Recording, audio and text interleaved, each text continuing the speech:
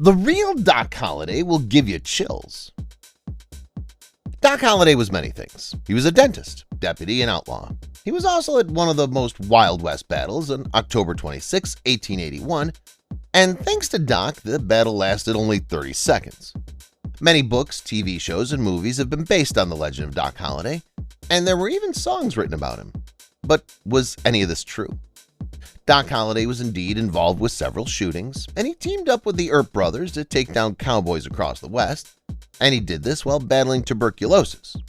You're about to learn the true story behind the legend, and the real Doc Holliday will give you chills. A difficult childhood. Doc's childhood was filled with war and conflict. He was born John Henry Holliday in August 1851. Before Doc was born, his father served in the Mexican-American War.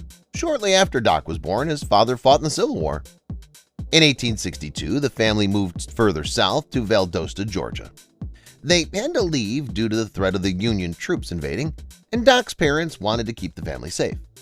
When the family settled in their new home, Doc's mother ensured he didn't have to face the horrors of war like his father.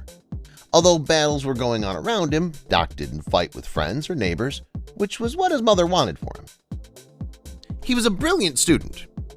It was apparent early on that Doc's future wasn't in war, but in education. As a child, Doc had a speech impediment due to a cleft lip. The legend had surgery to repair the cleft lip, and his mother did speech exercises with her son, and soon the impediment was gone. Based on the legend of Doc Holliday, it's easy to believe he was a rowdy child who loved to fight, but this couldn't be further from the truth. As a teenager, Doc attended Valdosta Institute, where he excelled in rhetoric, math, and history. He was also fluent in Latin, French, and ancient Greek. At the age of 20, Doc received his Doctor of Dental Surgery from the Pennsylvania College of Dental Surgery. Tuberculosis causes tragedy in the Holliday family. In 1886, Doc's mother Alice died of tuberculosis. Her death took a toll on her husband, and the couple was very close. 3 months after Alice's death, Doc's father married Rachel Martin, who was 8 years older than him. Soon after his father remarried, Doc left the family to practice dentistry in Georgia and Missouri.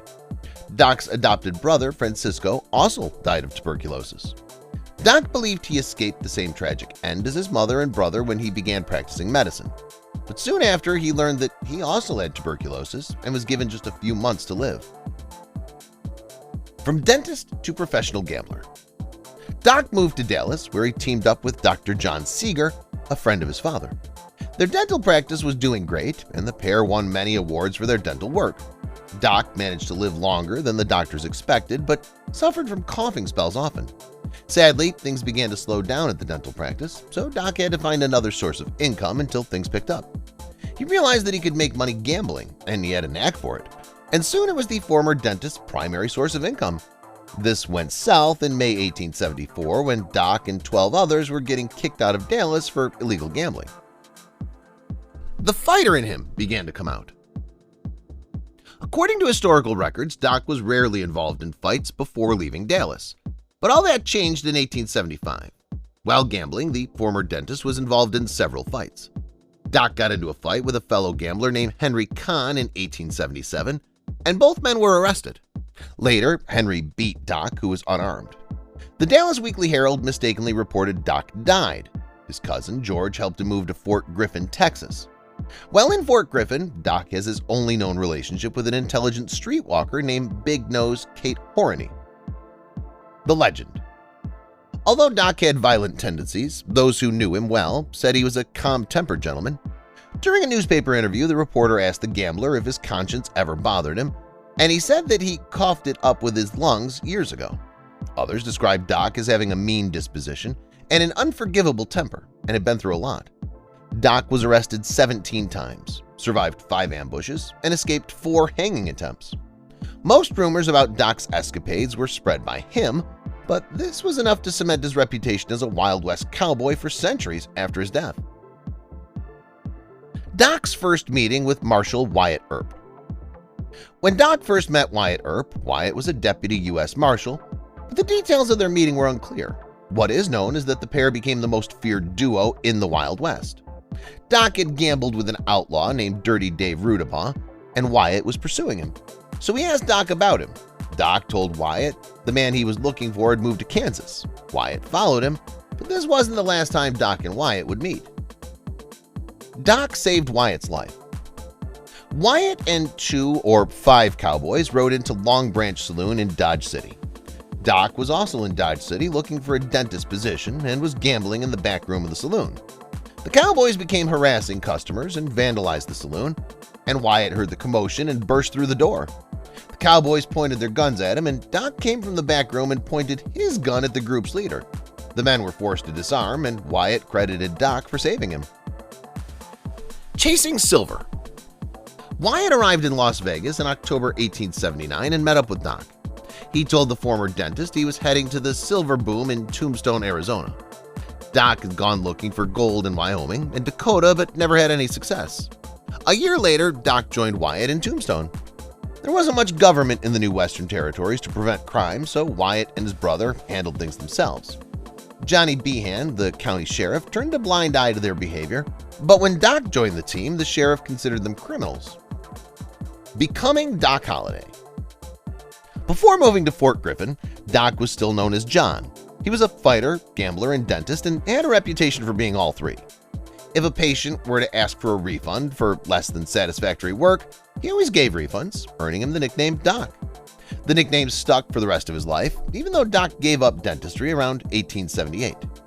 Doc became known for his skill with a weapon, even though he still suffered from tuberculosis. He moved to Las Vegas for a year to visit 22 hot springs that were said to have healing properties. When anti-gambling laws were passed, Doc returned to Dodge City for a while and later returned to Las Vegas to build saloons and was reunited with Wyatt Earp.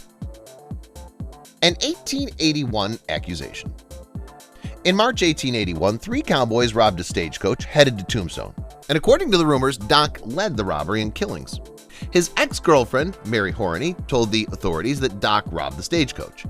Doc was arrested and convicted of the assault, but the Earp brothers found witnesses who proved that Doc was nowhere near the stagecoach that day.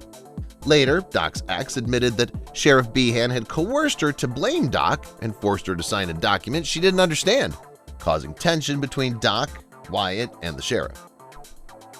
Ike Clanton.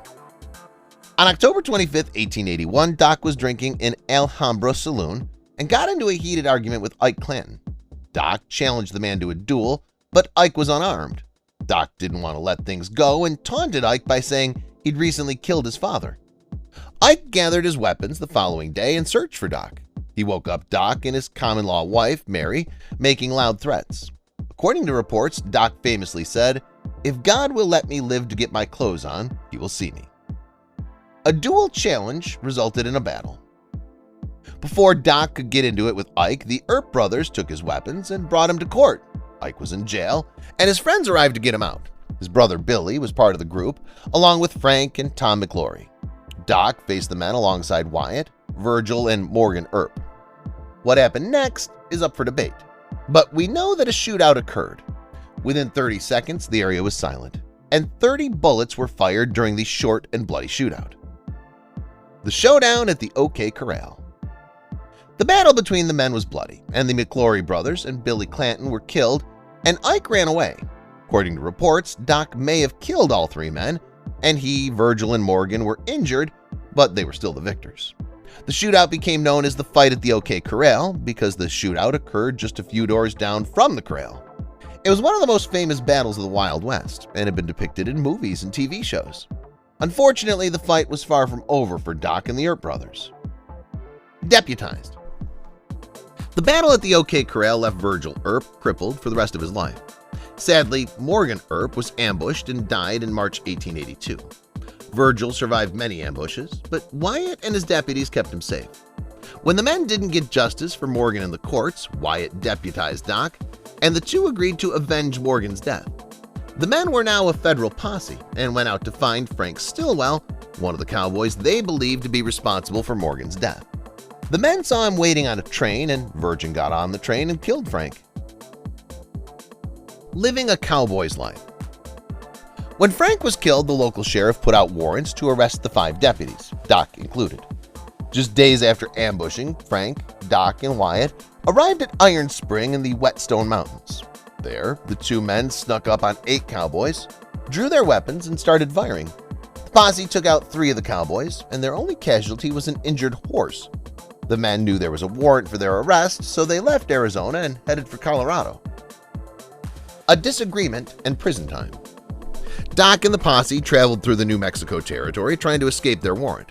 When the men stopped in Albuquerque, Doc and Wyatt got into a fight and parted ways, and Wyatt stayed in New Mexico while Doc continued to Colorado. Doc headed toward Glenwood Springs in 1882, hoping the water would help his ailing health, as he still suffered from tuberculosis. The outlaw was arrested when he got to Denver and was headed to jail for killing Frank Stillwell. Friends for life. Doc and Wyatt's fight didn't cause the men to cut ties with one another, and when Wyatt heard about Doc's arrest, he stepped in.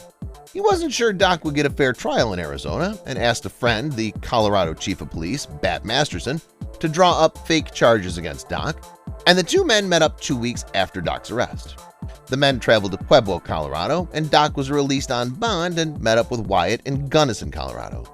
Doc and Wyatt remained friends for life, but this would be one of the last times Wyatt saw Doc. Doc's last days. Doc spent the rest of his life in Colorado, and his health declined rapidly. Wyatt saw Doc for the last time in 1886 and noticed Doc's persistent cough and weak legs. It wasn't long before the outlaw ran out of money and often fought in saloons. Sadly, the sulfuric fumes from Glenwood Springs worsened Doc's condition, and Mary joined him during his final days. During the last moments of the outlaw's life, he looked down at his feet and said, "That's funny." He said that because he always thought he'd die with his boots on.